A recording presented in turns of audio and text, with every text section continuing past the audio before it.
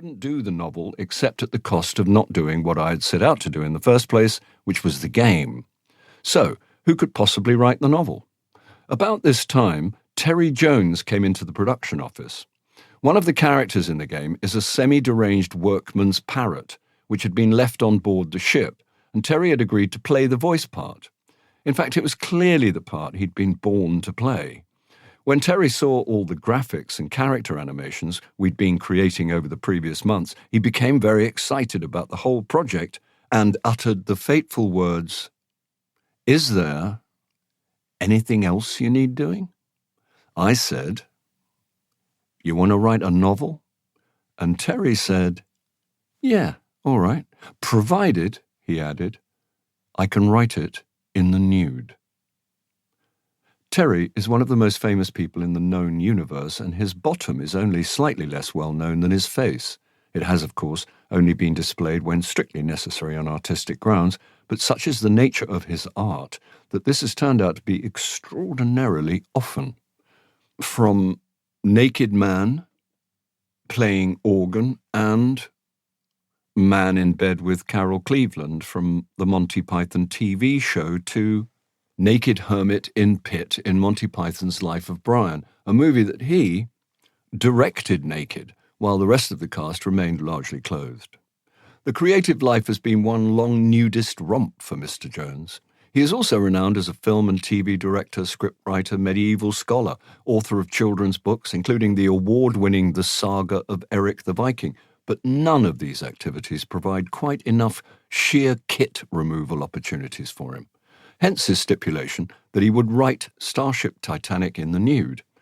In comes all the freshness, lightness, and lyrical vulnerability of a man sitting in his word processor butt naked. I've always wanted to collaborate on something with Terry ever since I first met him almost 25 years ago, wearing a pretty floral dress and heaving a small tactical nuclear device onto the back of a cart in a leafy suburban street in Exeter. As you are about to discover, he has written an altogether sillier, naughtier, and more wonderful novel than I would have done, and in doing so has earned himself an altogether unique credit. Parrot and Novel by Terry Jones. Douglas Adams. Chapter 1. "Where is Leovinus?" demanded the Gat of Blorontis, chief quantity surveyor of the entire northeastern gas district of the planet of Blorontin. "No, I do not want another bloody fish paste sandwich." He did not exactly use the word bloody because it did not exist in the Blorontin language.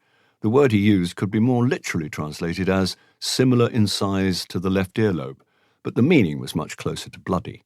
Nor did he actually use the phrase fish paste, since fish do not exist on Blorontin in the form in which we would understand them to be, fish.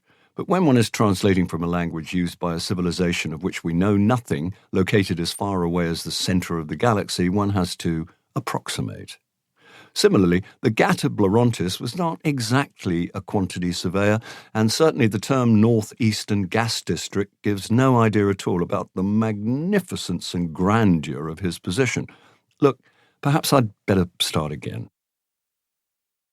"Where is Leovinus?" demanded the Gat of Blorontis, the most important and significant statesman on the entire planet of Blorontin.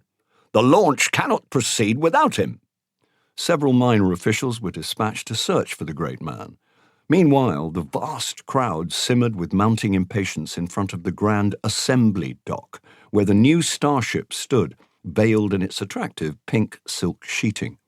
Not one member of the crowd had glimpsed even so much as a nut or a bolt of the ship, but already its fame had swept the galaxy from spiral arm to spiral arm.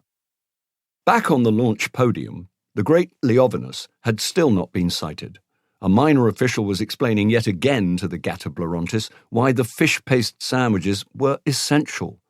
"Normally, your stupendous and most lofty magnificence, you would be quite right in supposing that the mere launch of a starship would not be marked out by such distinguished observances, but as you're aware, this starship is different. This starship is the greatest, most gorgeous, most technologically advanced starship ever built. This is the ultimate starship, the greatest cybernautic achievement of this or any other age, and is utterly indestructible. The Intergalactic Council, therefore, thought it suitable."